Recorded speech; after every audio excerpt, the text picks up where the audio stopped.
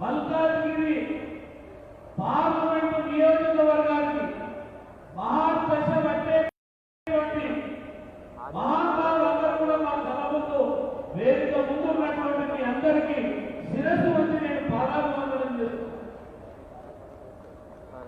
ఈ ఎన్నికలు చాలా ముఖ్యమైనటువంటి అసెంబ్లీ ఎన్నికలు, కార్పొరేటర్ ఎన్నికలు, ఇంకా చిన్న చిన్న ఎన్నికలు గెలవచ్చు ఓడవచ్చు అది ఏమన్నా కావచ్చు. కానీ పార్లమెంట్ ఎన్నికలు ప్రపంచాన్ని శాసించేటువంటి ఒక మహానాయకుడికి మద్దతుగా చేసేటువంటి ఓటిని ఆ మహానాయకుడిని మూడవసారి ప్రధానమంత్రిగా చేయాలనుకుంటే మల్కాజ్గిరిగా మన ఈటల రాజేంద్రని మన భూముడి మీద ఓటేసి భారీ మెజార్టీతో ఆయనని గెలిపించాల్సినటువంటి బాధ్యత మనందరిపైన ఉంది. ఏ చిన్న పొరపాటు జరిగినా సమాజం కానీ ఈ దేశ ప్రజలు కానీ మనకు క్షమించేటువంటి పరిస్థితి ఉండదు. ఇవాళ తెలంగాణలో ఏ నోట విన్నా, ఏ మాట విన్నా, ఏ గల్లికి పోయినా, ఏ మనిషిని గుండె కట్టినా ఆ గుండెలలో మోగుతున్నటువంటిది ఈటల ఈటల ఈటల ఈ శబ్దం తప్ప ఇంకేది కూడా లేదు. దురదృష్టవశాత్తు ఏదైతే ఆయన ఒక ముఖ్యమంత్రితోనే ఢీకొనాలని, ఈ తెలంగాణ ప్రజలకు ఒక విశ్వాసాన్ని ఇవ్వాలని తను బలైపోయినా సరే ఈ తెలంగాణ ప్రజల కొరకు నేను ముఖ్యమంత్రితో పోటీ చేస్తానని వాళ్ళ అక్కడ పోటీ చేయడం వల్ల ఓడిపోయిందే. కానీ ఏదైతే ఆయన సొంత నియోజకవర్గం ఒక్కటే ఉంటే అత్యంత భారీ మెజార్టీతో గెలిచేది. ఈ తెలంగాణ ప్రజల వరకే అక్కడ పరిణామం జరిగింది. ఇవాళ మీ దగ్గరికి మీ ఆశీర్వాదం కొరకు, మీ జీవన కొరకు, మీ సహకారం కొరకు నరేంద్ర మోడీ గారి నేతృత్వంలో ఆయన ఉండాలని, ఆ మంత్రివర్గంలో మనం కనులారా చూడాలని ఇవాళ మీరు అందరూ కూడా ఆశీర్వదించి గెలిపియాలని చెప్పి నేను మీ అందరినీ కూడా వేడుకుంటున్నా, కోరుకుంటున్నా. ఈటల రాజేంద్ర అంటే బడుగు బలైన వర్గాలకు కోరుతున్నా. ఈటల రాజేంద్ర అంటే ఎవరికి అన్యాయం జరిగితే దానికి ఒక న్యాయం చేసే ప్రతీక.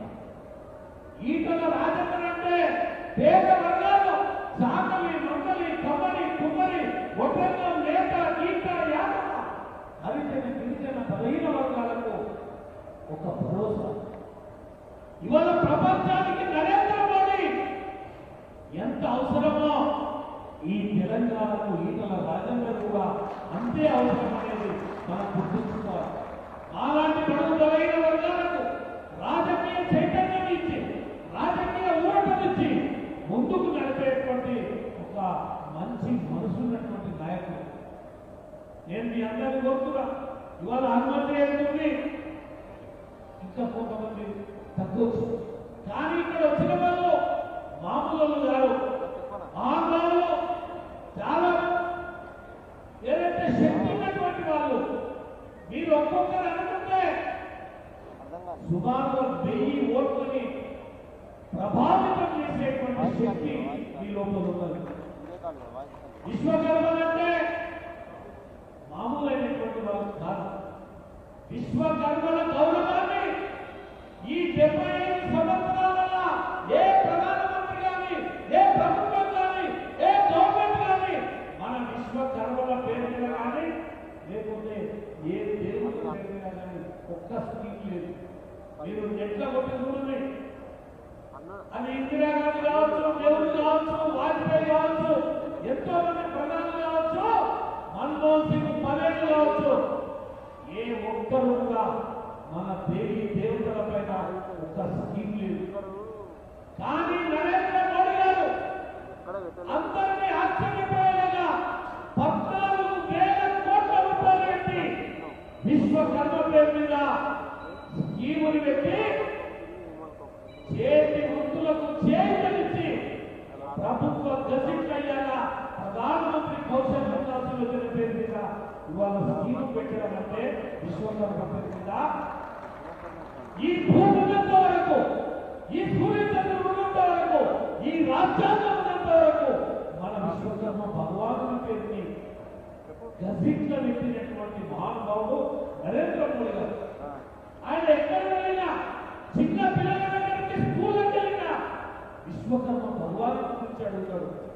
ఒక ప్రాజెక్టు ఓపెనింగ్ పోయినా విశ్వకర్మ భగవాను గురించి మాట్లాడతాడు. విశ్వకర్మలకు 2 రాజ్యసభ నామినేట్ చేసి ఢిల్లీకి పంపించింది. సుమారుగా 5 మంది ఎంపీలని ఢిల్లీకి పంపించినటువంటి ఘనత నరేంద్ర మోడీ గారికి దక్కింది. ఇంత గౌరవాన్ని ఇచ్చిన నరేంద్ర మోడీ గారికి మన పార్లమెంటును గెలిపించి గౌరవంతో పంపించాల్సిన బాధ్యత విశ్వకర్మల పైన ఉంది. విశ్వకర్మలు ఈ విశ్వం యొక్క మేలు కొనేటోళ్ళు, విశ్వకర్మలు ఈ సమాజంలో ఉన్న అన్ని కులాలను బాగుపడేటోళ్ళు. కాబట్టి రాష్ట్రానికి ఇక్కడ ఎంపిక చేసి మీ ఆశీర్వాదం వల్ల ఎంపిక చేస్తే ఇలా గొప్పనే ఇలా రాష్ట్రానికి ముఖ్యమంత్రి అయ్యింది. నాకు నమ్మకం ఉంది, విశ్వాసం ఉంది. ఇవాళ ఈ తెలంగాణని బాగుపడాలంటే, బాగు చేయాలంటే, రక్షించాలంటే భారతీయ జనతా పార్టీ రావాలి. ఇక్కడ ఈటల రాజేంద్రన్న గెలవాలి. ఆ తర్వాత కూడా ఈటల రాజేంద్రన్న తెలంగాణకు శిక్షించి మనందరం కూడా గుర్తుంచుకొని నేను మీ అందరికీ చేతులు ఎత్తి ప్రార్థిస్తున్నా. ఎక్కువ సమయం కాదు, మిమ్మల్ని ఒక్కటే కోరుతున్నా. నేను 6 సార్లు విశ్వకర్మగా నేను జన్మించి భారతీయ జనతా పార్టీ 94 నాకు ఇస్తే 10,000 వచ్చింది. ఆ తర్వాత 2004లో టికెట్ ఇచ్చింది, 50,000 వచ్చింది. ఆ తర్వాత 60,000 వచ్చింది, మొన్న 70,000 వచ్చింది. కానీ భారతీయ జనతా పార్టీ నువ్వు ఓడిపోయినావు, నీకు టికెట్ ఇవ్వాలని అనలే. పేద వర్గాలని కాపాడేటువంటి పార్టీ భారతీయ జనతా పార్టీ. దీన్ని గుర్తుంచుకోండి. నేను మీ అందరికీ మరొకసారి అటు ఉద్యోగులు కానీ, ఇటు ఎల్బీలు కానీ, మన సంఘాలు, మన చేతి వృత్తులు, మన విశ్వకర్మలు పంచే రాయాలని నేను ప్రణవిని మీ పాదాలను నమస్కారం చేసి నేను కోరుతున్నా. మీరు వేసే ఓటు నా కొరకేంటి, నన్ను చూసేయండి. ఈ విశ్వకర్మ సమాజానికి గౌరవాన్ని ఇచ్చే ఈటల రాజేంద్రని గెలిపేయడానికి మీరందరూ కూడా ఓటేయాలి.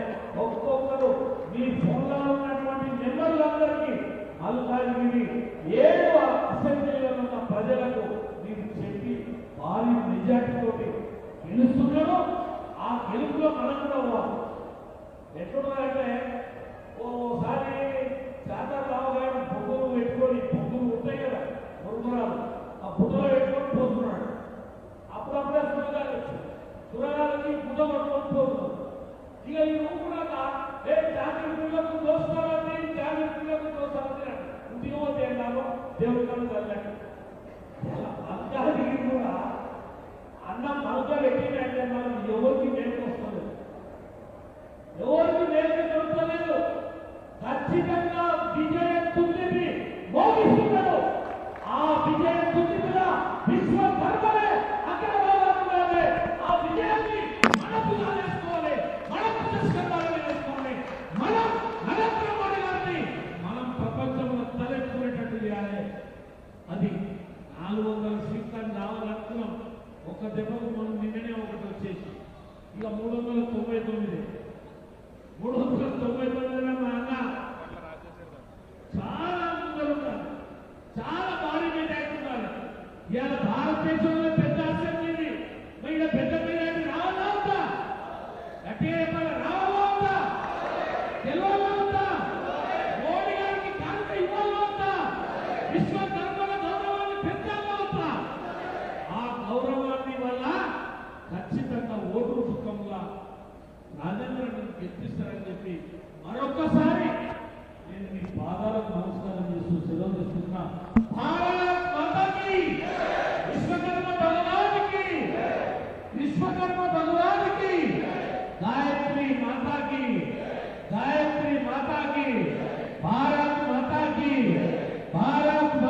మాతాకి వాళ్ళ హనుమాన్ ఒకసారి హనుమాన్ చేయకూడదు అవుతా బలం బలుపు కావాలా అవుతా బలం కావాలా అవుతా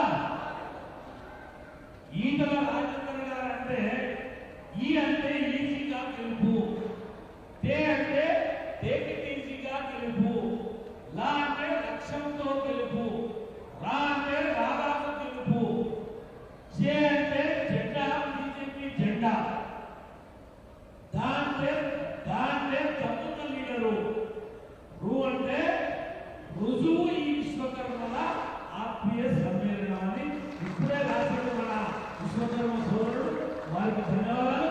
ఒక్కసారి బజరంగ్ బలికి అంటే చేయమంటారు అందరూ, బజరంగ్ బలికి ఈటల రాజేంద్రకి కమలపు గుర్తుకే భారత్ మాతాకి. మీరు మా జాతి కోసం మీ పాద పద్మములకు నమస్కారం అని చెప్తున్నారన్నా, నిజంగా చెప్పాలంటే మీరు అన్న నరేంద్ర మోడీ గారిని తర్వాత ప్రకాష్ జవదేకర్ గారు కలిసి ఈ కమ్మరి మంత్రులు ఈ సూచనల బాధలు చెప్పినప్పుడు మీరు నిజంగా ఆ రోజు ఎంత చక్కగా నిలిచారన్నా. మీరు చెప్పడము భారతదేశంలో ఉన్న 11 కోట్ల మందికి మేలు జరిగిందన్నా, మీకు ఇంత చేసిన తక్కువనే అన్నా.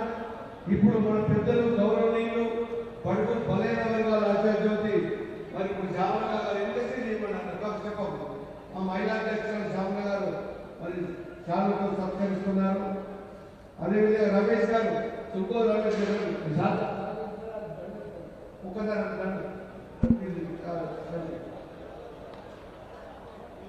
అవల కమిటీ మన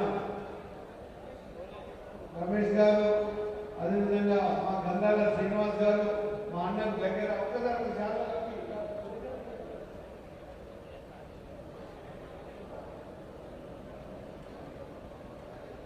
లక్ష్మీరెడ్డి కార్పొరేటర్ గారికి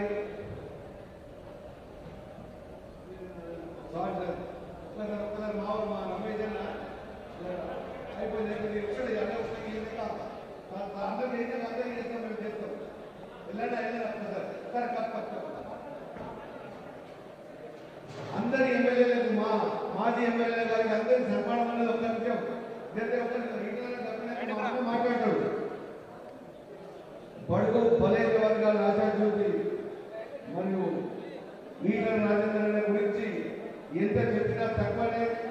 మాన్యుడు మరి బీసీల కోసం బడుగుల కోసం పోరాటం చేస్తున్న కూర్చొని మీరు కూర్చొని దయచేసి కూర్చొని ఇప్పుడు సన్మానం మళ్ళీ చేద్దాం, మేము అందరికీ చేస్తాం.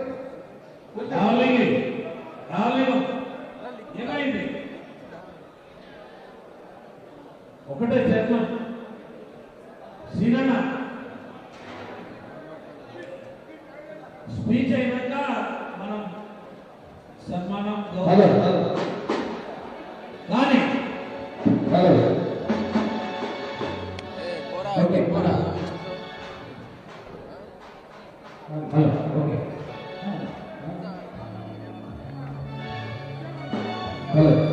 జై విశ్వకర్మ, జై విశ్వకర్మ అందరం ఒకసారి జై విశ్వకర్మ. మది దశ తెలంగాణ పోరుకు ఊపిరులూదినా శ్రీకాంతచారి విశ్వకర్మీయుడే తెలంగాణ వాదాన్ని పల్లె పల్లె వినిపించిన జయశంకర్ సారు విశ్వకర్మీయుడే. రాబోయే కాలాన్ని ముందుగానే ఊహించి కాలజ్ఞానం రాసిన పోతులూరి వీర బ్రహ్మేంద్రుడు విశ్వకర్మీయుడే. మరి ఇలాంటి విశ్వకర్మలు వీళ్ళందరూ కూడా ఈటల రాజేంద్రకు అండగా ఉండాలి. ఇలాగనే ఇప్పుడు ఉద్యమాల పేరుతోటి ముల్లెనిపిందొకడురా, ఆ ఉద్యమాన్ని భూతానూసినోడు ఈటల. ఉద్యమకారుల గొంతు నిలిపి వంచిందొకడురా, ఆ ఉద్యమ బిడ్డల గుండెల నత్తుకున్నది ఈటల.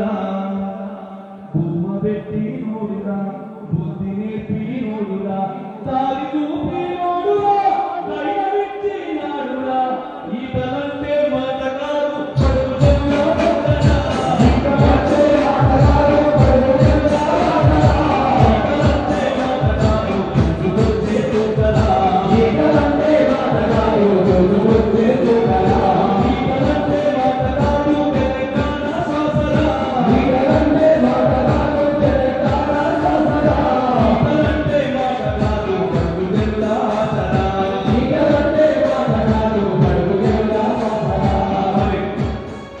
మనకు టైం కూడా అయిపోయిందన్న ఒకటేసారి అందరూ ఒకసారి గట్టిగా సపోర్ట్ కొట్టాలి గట్టిగా విశ్వకర్మ ముఖ్యమానుడా బ్రహ్మదేవుడైనా ఆపలేడురా విశ్వకర్మ ముఖ్యమానుడా బ్రహ్మదేవుడైనా ఆపలేడురా ఈత రత్న మనవాడేరా అరే ఈత రత్న మనవాడేరా బీజేపీ జెండెత్తరా ఈత రత్న మనవాడేరా బీజేపీ జెండెత్తరా అవరానికి ఓటు జై విశ్వకర్మ జై విశ్వకర్మ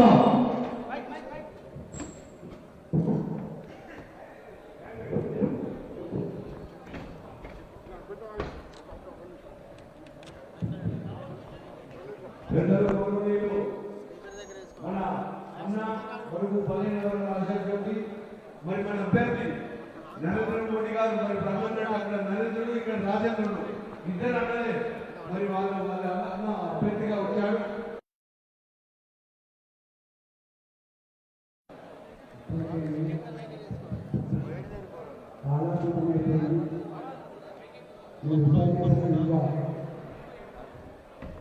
నా గురించి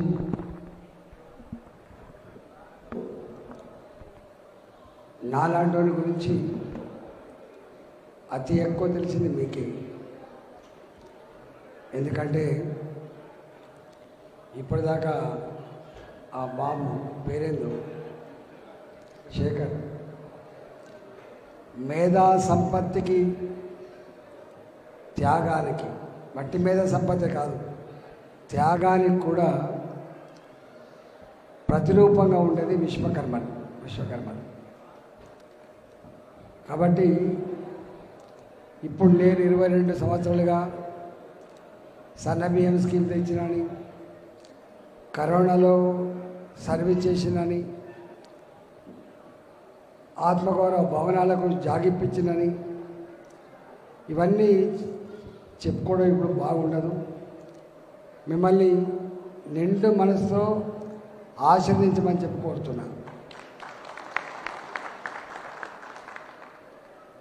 నేను ఈ మల్కాగిరి నియోజకవర్గాన్ని, పార్లమెంట్ నియోజకవర్గాన్ని మోడీ గారి అండదండలతో ఒక గొప్ప నియోజకవర్గంగా రూపుదిద్దడంలో నా శ్రమ ఉంటుందని హామీ ఇస్తున్నాను. మూడవది, నాకు 2 విద్యలు వస్తాయి. ఒక విద్య కొట్లాడు, ఒక విద్య ఏదైనా అధికారం వస్తే ప్రజలకింత సేవ చేసేటువంటి పనిచేస్తుంది తప్ప ఇంకోటి చేయదు. ఎమ్మెల్యే పదవులు, అధికారం అనేది సొంత అవసరాల కోసం రాదు. అధికారం అనేది ప్రజల అవసరాలు తీర్చే దానికోసమే వస్తుంది. వ్యాపారం చేసుకోవడం కోసం, రియల్ ఎస్టేట్ చేసుకోవడం కోసం అయితే ఎమ్మెల్యేగా, ఎంపీగా ఎన్నిక కావాల్సి అక్కర్లేదు. కాలుకు ముళ్ళురితే పన్నుతో పీకే సర్వీస్ చేసేవాడే ఎన్నికలకు రావాలి తప్ప వేరే వాడు ఎన్నికలు రావడానికి ఆస్కారం లేదు. ఇవాళ కాంగ్రెస్ ఆయన గురించి మీకు ఎరక, ఇవాళ బీఆర్ఎస్ పార్టీ వాళ్ళ గురించి మీకు ఎరక. రెండే, బీఆర్ఎస్ పార్టీకి ఇప్పుడు ఓటేస్తే వచ్చే ప్రయోజనం 0. ఇక్కడ అధికారం లేదు, నా అక్కడ అధికారం లేదు కాబట్టి ఇవాళ వాళ్ళకేసి 0. రెండవది, 40 సీట్లున్న కాంగ్రెస్ పార్టీ అట్లనే ఏమైనా చేయట్లేదు. ఇప్పుడున్న పరిస్థితి చెప్తున్నా. అట్లనే భారతీయ జనతా పార్టీ కూడా 2 సీట్లు ఉండే ఒకప్పుడు.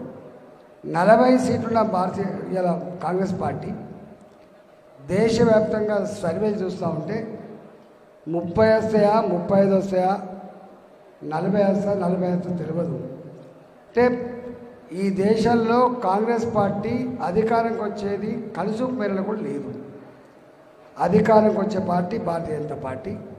ప్రధానమంత్రి మళ్ళీ 3వసారి అయ్యేది నరేంద్ర మోడీ గారే. కాబట్టి ఇవాళ వీళ్ళు అప్పుడప్పుడు చెప్తారు కదా, అధికారం ఉన్న పార్టీకి ఓటేస్తే లాభం తప్ప అధికారం లేని పార్టీకి ఓటేస్తే అది వాల్యూ లేదు. కాబట్టి ఇవాళ ఢిల్లీలో ఉండేది మోడీ గారు, మల్కాజ్గిరిలో ఉండేది నన్ను పెట్టుకుంటే తప్పకుండా ఇలా ఐటీ హబ్ కావచ్చు, ఇండస్ట్రీస్ కావచ్చు, లేదా ఇన్ఫ్రాస్ట్రక్చర్ డెవలప్మెంట్ కావచ్చు, ప్రజలకి అన్ని రకాల సౌకర్యాలు కల్పించడానికి నేను మీకు అండగా ఉంటా అని చెప్పి హామీ ఇస్తూ కాలేజీతో అయితే ఫోన్ చేస్తున్నాను.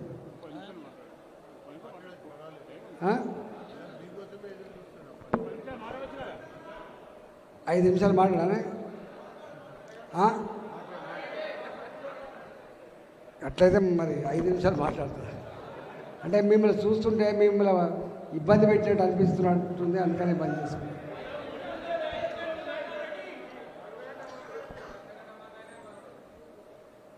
అన్న రేవంత్ రెడ్డికి మొన్ననే ఓట్లేసి గెలిపించింది. మా అన్న కూడా సపోర్ట్ చేసినాడు. ఎన్ని హామీలు ఇచ్చిండే.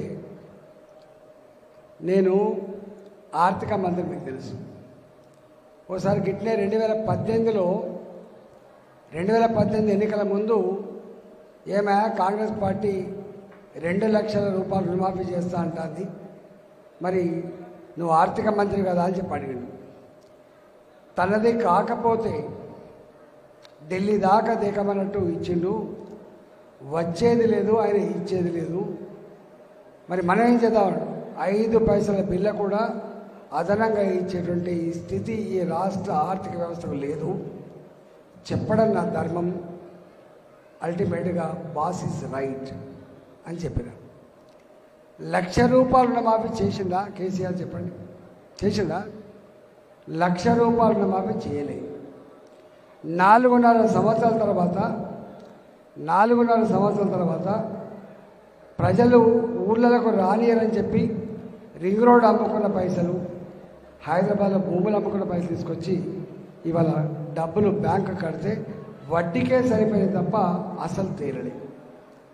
అంటే అనుభవం ఉన్న ముఖ్యమంత్రి, కమిట్మెంట్ ఉన్న ముఖ్యమంత్రి అంటాడు ఆయన. సంపద కుదరని రాష్ట్రంలో 1,00,000 రూపాయల రుణమాఫీ కాకపోతే 2 లక్షల రూపాయల రుణమాఫీ రేవంత్ రెడ్డి గారు ఒకేసారి చేస్తాడని నమ్ముతామానే మనం? నమ్ముతావా? సాధ్యమవుతుందా? ఇంపాసిబుల్ అని నేను చెప్తున్నా. నిన్ను అంటాడు అమ్మతోడు తప్పకుండా చేస్తా అంటాడు. నన్ను నమ్ముండి నేను తప్పకుండా చేస్తాను. నేను నమ్ముతాం. కానీ మీరే శాసనసభలో నేను లంకె బిందెలు ఉన్నాయనుకొని ఇక్కడికి వచ్చినా, కానీ ఖాళీ కుండలే కనబడతాయి అని చెప్పిండు. మరి ఖాళీ కుండలు తెలంగాణలో నా ఆడబిడ్డలకు 2,500 రూపాయలు నెలలకి ఎట్లా ఇస్తావు? 2,000 ఉన్న పెన్షన్ 4,000 ఎట్లా ఇస్తావు? ఆటో డ్రైవర్లకు 12,000 రూపాయలు ఎట్లా ఇస్తావు? కూలీ చేసుకుంటులకు 12,000 రూపాయలు ఎట్లా ఇస్తావు? రైతులకు 500 రూపాయల బోనస్ ఎట్లా ఇస్తావు పంటకు, కింటాల్కి? ఇవన్నీ అలవి కాని హామీలు ఇచ్చి అధికారానికి వచ్చిండు. ఇవాళ 4 నెలలే తెలుస్తుంది. పంటలు ఎండిపోయినాయి ఫస్ట్ టైం. క్వాలిటీ కరెంటు లేదు రెండవది. ఇవాళ మూడవది, ఫైనాన్స్ డిపార్ట్మెంట్లో బిల్లు కావాలని పోతే, చిన్న పనులు చేసుకుని బిల్లు కావాలని పోతే కమిషన్ ఇస్తే తప్ప బిల్లు చెల్లించిన దౌర్భాగ్య పరిస్థితి, ఆర్థిక పరిస్థితి. అందుకని ఆయన ఏమంటాడు రేవంత్ రెడ్డి అంటే, నాకు మళ్ళీ అధికారం ఇవ్వండి, నా ఎంపీ సీట్లు కూడా గెలిపించివ్వండి, రాహుల్ గాంధీ గారు ప్రధానమంత్రి అవుతాడు, కేంద్రం నుంచి డబ్బు తెస్తా, మీ అందరికీ హామీలన్నీ అమలు చేస్తా అని చెప్తున్నాడు. సాధ్యమైతేగా?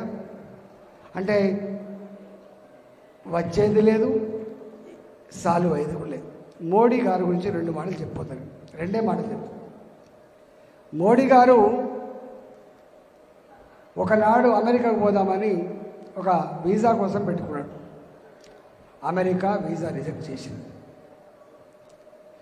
అంతకుముందు అబ్దుల్ కలాం అమెరికా పోతే ఎయిర్పోర్ట్లో అవమానపరిచింది. కానీ ఆ అమెరికా ఇవాళ మోడీ గారు అమెరికాకు పోతే రెడ్ కార్పెట్తో స్వాగతం పలికి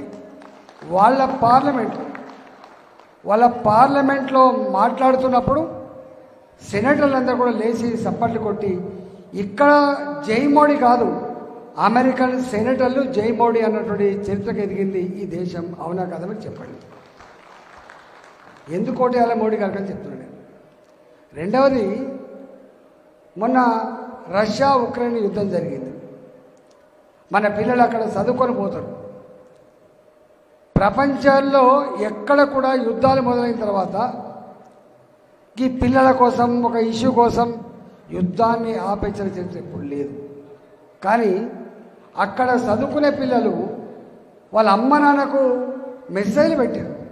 మా కళ్ళ ముందే మిసైల్ పేలుతూ ఉన్నాయి, మా కళ్ళ ముందు ట్యాంకులు పోతున్నాయంటే ఇరు దేశాల అధ్యక్షులతో మాట్లాడి యుద్ధాన్ని ఆపించి మన గాలి మోడోళ్ళకి మన జెండా కట్టి మన మంత్రులని ఫ్లైట్లలో కూర్చోబెట్టి ఆ పిల్లల్ని అమ్మా నాన్నకు అప్పచెప్పే చరిత్ర మోడీ గారిది. ఈ చరిత్ర ఎప్పుడన్నా ఉందా? మూడవది, ఇవాళ జమ్మూ అండ్ కాశ్మీర్ ప్రతినిత్యం సామాన్య పౌరులు కావచ్చు, మన సైనికులు కావచ్చు చచ్చిపోయారు. ఎవ్రీడే మన ఒక డాక్టర్ చెప్తున్నాడు, శ్రీనగర్ హాస్పిటల్లో బుల్లెట్ల గాయాలతో బాంబు పేలులలో చేతులు కోల్పోయి కాలు కోల్పోయి రక్తం మడుగులలో గిలగిల కొట్టుకొని వచ్చేటువంటి వాళ్ళ సంఖ్య మోడీ గారు వచ్చిన తర్వాత తగ్గిపోయింది అన్నాడు ఆయన. ఏదైనా స్పెషల్ ప్రొవిజన్ పెడితే ఓ 10 ఏళ్ళకో 20 ఏళ్ళకో పెడతారు. కానీ 370 ఆర్టికల్ పెట్టి 70 సంవత్సరాలు గడిచినా కూడా దానిని తీసేసే ప్రయత్నం ఎవడు చేయలే. ఇవాళ మోడీ గారు ఒకటే అన్నాడు, నా దేశం జమ్మూ అండ్ కాశ్మీర్ నుంచి మొదలు పెడితే కన్యాకుమారి వరకు ఒకటే చట్టం ఒకటే దేశం అని చెప్పిన మోడీ గారు 370 రద్దు చేసి ఇవాళ అక్కడ ఒక స్విట్జర్లాండ్ లాంటి ఇవాళ గొప్ప ప్రాంతంగా అభివృద్ధి చేసే ప్రయత్నం చేస్తున్నాడు నరేంద్ర మోడీ గారు. ఇవాళ అక్కడ బాంబు పేలుళ్ళు లేవు, టెర్రరిస్టు అటాకులు లేవు, చనిపోయిన సైనికులు లేరు.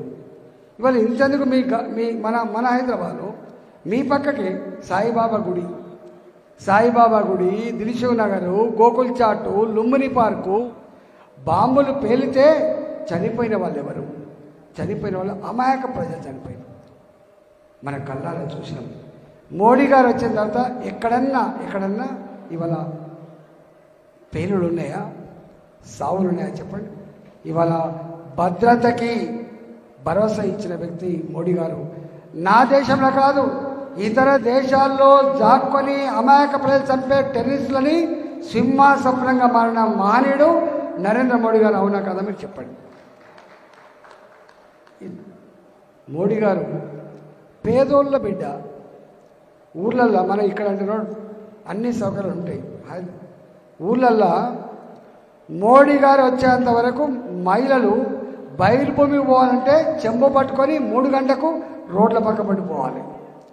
కానీ మోడీ గారు నా భారత మాతలు వాళ్ళు, నా ఆడబిడ్డలు చెంబు పట్టుకొని ఈ కంప్యూటర్ యుగంలో కూడా చెంబు పట్టుకొని పోయే దుస్థితి ఎందుకు ఉండాలని చెప్పి ఇవాళ 12 కోట్ల ఇళ్లలో టాయిలెట్ కట్టించి, స్వచ్ఛ భారత్ కింద టాయిలెట్ కట్టించి మహిళల ఆత్మగౌరవాన్ని కాపాడిన బిడ్డ మోడీ గారు. అవునా కాదా మీరు చెప్పండి.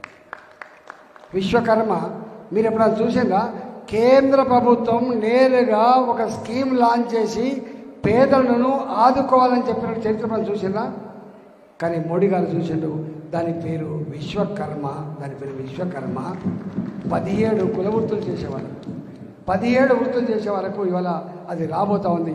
మొన్న మాకు టైం లేకుండా కానీ 100% ఆ విశ్వకర్మని తెలంగాణ ప్రాంతంలో గొప్పగా అమలు చేసి పేదవాళ్ళను ఆదుకునే జిమ్మదారు మాకు అప్పచెప్పాలని కోరుతున్నాం. నాకు తెలిసి విశ్వకర్మలు ఎంత దీనమైన బతుకులు బతుకుతారో ఏ సైనైడ్ బంగారానికి మెరుగు పెడుతుందో గా సైనైడే మింగి చచ్చిపోతున్నటువంటి కుటుంబాల సంఖ్య విశ్వకర్మలో ఎంతో ఉందో నాకు తెలుసు. కాబట్టి యాంత్రీకరణ జరిగిన తర్వాత, యంత్రాలు వచ్చిన తర్వాత మొట్టమొదటిగా ఉపాధి కోల్పోయిన కులం విశ్వకర్మ కులం. ప్రపంచానికి నీడనిచ్చిన, ప్రపంచానికి వస్తువులిచ్చిన, ప్రపంచం మానవాళికి అన్నం పెట్టిన కులం ఇవాళ విశ్వకర్మ. గా విశ్వకర్మ ఇలా కన్నీళ్ళు పెడుతున్నాడు. గా విశ్వకర్మ ఇవాళ సూసైడ్ చేసుకుంటున్న పరిస్థితి చూసి ఇవాళ మోడీ గారు నేరుగా ఒక విశ్వకర్మ పథకాన్ని పెట్టిండు. ఇక్కడున్న ప్రభుత్వాలు దాని స్ఫూర్తిని అర్థం చేసుకోలేక దాన్ని అమలు చేయడంలో మోడీ గారికి అక్కడ పేరు వస్తుందని చెప్పి దాన్ని తొక్కిపట్టే ప్రయత్నం చేశారు. కానీ రేపు తప్పకుండా నేరుగా ఇక్కడ ఉన్న విశ్వకర్మలకే కాకుండా దాని పేరు మీద 17 కులాలకు కూడా న్యాయం చేసే పని తప్పకుండా చేస్తా అని చెప్పి మీకు మనవి చేస్తూ, మీ అందరికీ పేరు పేరున మోడీ గారు ఇవాళ జై శ్రీరామ్ అందరూ అంటారు, జై శ్రీరామ్ అన్నం పెడతా. జై శ్రీరామ్ అన్నం పెట్టదు బాబు, కానీ ఆత్మవిశ్వాసాన్ని ఇస్తుంది. నీకు ఆపద వచ్చినప్పుడు నీకు ఒక విశ్వాసాన్ని ఇచ్చేది దేవుడు. కాబట్టి అవమానపరిచే ప్రయత్నం చేయకండి. ఇవాళ 500 ఏళ్ల క్రితం కోల్పోయినటువంటి రామాయణాన్ని అందరినీ మెప్పించి ఒప్పించి ఇవాళ కట్టి అందరి ఇళ్లకు అక్షింతలు పంపించి నా దేశం చల్లగుండాలని చెప్పినటువంటి, నా ప్రజలు చల్లగుండాలని చెప్పి కోరినటువంటి మనిషి మీద ఇవాళ మాట్లాడడం సబబు కాదు. కాబట్టి ఇవన్నీ చాలా ఉన్నాయి చెప్తే. దయచేసి మీరందరూ కూడా రేపు 13వ తారీఖు నాడు కమలం పువ్వు గుర్తును గెలిపించాలని చెప్పి కోరుకుంటూ సెలవు తీసుకున్నా. భారత్ మాతాకి నరేంద్ర మోడీ గారి నాయకత్వం. మీకు ప్రత్యేకమైన ధన్యవాదాలు. కొంతమంది మన అమ్మలు ఈ సమస్యలో బీజేపీ చేస్తామని ముందుకు వస్తారు. మరి ఒక్కరికి మా అన్నకు, మా మాజీ ఎమ్మెల్యే గారికి, మరి మా ఇన్ఛార్జ్ గారికి చిన్న చాలు